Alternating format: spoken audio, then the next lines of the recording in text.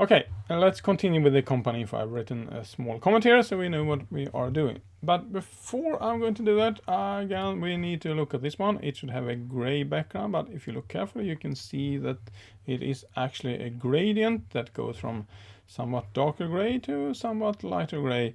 Then we also should have some kind of spacing between the paragraphs here. And also these are also paragraphs and they need spacing also. Before I continue though, I realized that I had an error in my file because this div that closed, it was correct on the first one, the Jane Doe, but the other two had this one at the end here, I think. And if you had the same mistake, well then of course it should be up there. So because the staff image should be one element and the staff info should be another element. Okay, but we need some space in between all paragraphs. So let's go back up here and also add that back here, like this, margin bottom of 0.5 ems maybe. That looks good.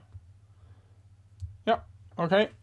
So now we can start down here. And we had the company dash info.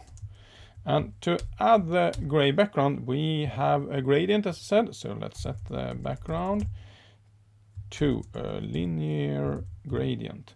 And by default, gradients goes from top to bottom, so I don't need to add any direction. I can just say that it should go from maybe 333 to, I don't know, 777.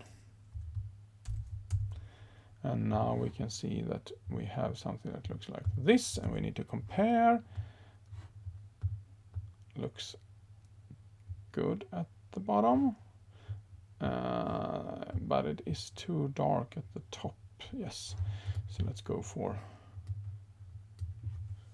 555. Yeah, that looks, yeah, good enough. Okay. Now we need to fix the layout for each of the staff members. So let's start with that one. And they have a class of staff. So let's target the staff. And here again, we can of course use a flexbox, but I thought that why not use a grid? Display colon grid.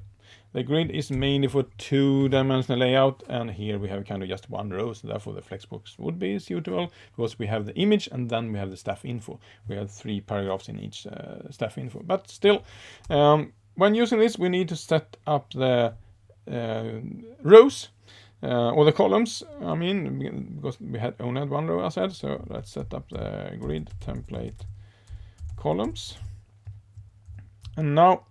What I'm going to do is that I'm going to set the first one to maybe 80 pixels and the second one to 1 fraction, so that can take the rest.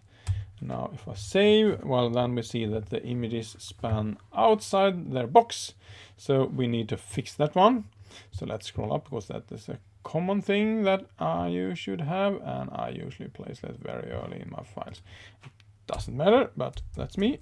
So let's put it here and say that they should have a maximum width of 100%.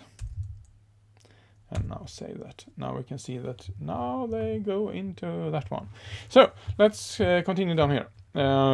We need to have some gaps here also. So we can do that by setting the grid gap of 1 maybe. And that turns it in that direction. Okay, the best thing now would be to actually crop these images so they are squared. But I'm not going to do that. I'm going to try instead of setting up the images so they work properly, at least good enough. So let's go for the staff image. And then I'm going to target the image directly, I think. Because I would like to use the object fit to maybe shuffle them a little bit. So let's say that they should have a width, and now as I set the columns to 80 pixels, I should use the same here, and then I set also the height to the same value, and then I set an object fit to cover. And let's see what we have now. And yeah, they looks kind of okay. They should, yeah, they need to move down a little bit. And we can do that by using the object position. It works the same as the background position. And here the first number is for the horizontal value, and that doesn't matter because it uses the full width. So if you say 0% or 100%, it will not matter. But on the other one, let's make it proper.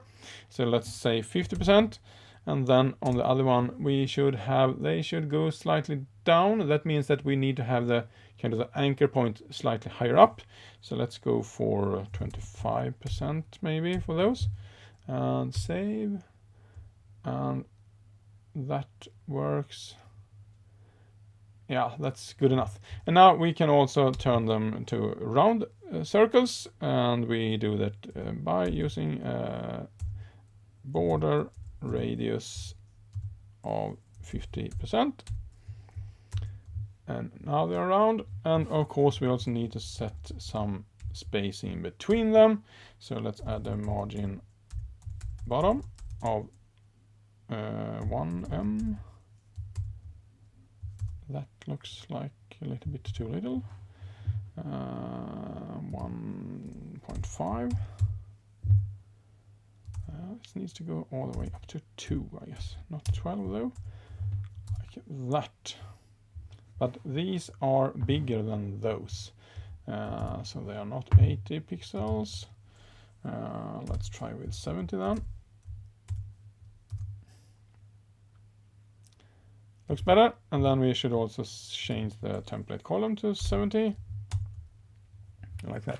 Now, if we look carefully, we will also see that these are shifted to the right according to those. They are more centered here. So when placing items in a grid, we can of course try to center, but now we would like to center the full grid. But the problem is that if I do like this, if I go back here and then I inspect here, you will see that, okay, the staff info, it goes, maybe I should increase that a little bit. The staff info goes all the way to the edge, and if I look at the staff, it actually spans the full width of this one.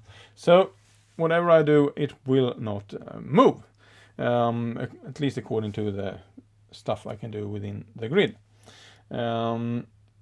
I can probably shift it a bit and get it there, but I think a simpler solution is to say that, okay, if this one, if we kind of measure this one, we can probably say that, let's see if that is 250 pixels maybe. So I can go for the staff and set a maximum width of 250 pixels and then set a margin to auto. Then I need to of course set the margin bottom after that one, like that. Sorry. Yeah, looks okay. So now we need to fix the typography within this one, and we need to ensure that the team gets centered. So let's go for that. Company info, and there we had the staff list. So let's go, and that should go maybe before here. Staff list, and then we had the age 2, and it should have a text line of center, like that. Looks good. And the rest is okay, only the best is okay, but I need to also fix the links here. So let's go for the staff dash info, and then we have the anchors, and they should have a color of white, and then they should finally have a font style of italic, like that. And now they should also be bold, I can see. So then we need to say also a font weight of bold, and that should also the first one be. that is bold. The one in the middle, this one might not be bold, I realize. It might be the font that... but the first one, I think, is a little bit bolder than that one. Let's go for that one. So how can we target the first paragraph? Well, it is the first child of the staff info. So we can do staff info p colon first child and set the font weight to bold. Now we should have sorry, we should have a font weight. And we should spell this one correctly also. Staff info. Like that. Now we have everything in this part also correctly. Let's see. We should have slightly more. Yeah, we will fix some of the spacing later on. This looks okay. And now we can continue with the footer.